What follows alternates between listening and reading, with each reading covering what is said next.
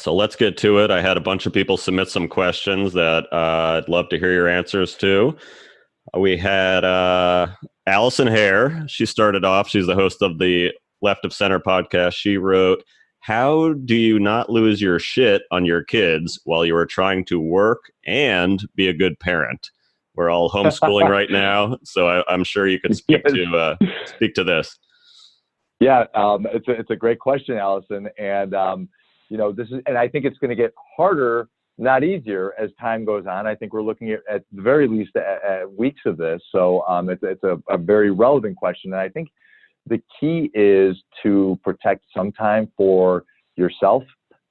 So I think some of the parents I'm working with now feel just overwhelmed and like they're drowning in their kids and their work, despite the fact that, they're at home. And this does not feel like any kind of vacation from anything for them, but actually a burden and a bigger workload. And what I'm encouraging them to do is to protect some time for themselves, away from the kids, away from the family, in a different area of the house, and download the Calm app or the Headspace app, do some meditation, listen to some music, do some yoga, do some exercise, but get out of that kind of crisis thinking that I need to be kind of with the family every second, every waking moment, and protect some time for yourself, and then you'll have some juice, some goodwill and positive energy to bring to the family, as opposed to just feeling tapped out like so many parents already do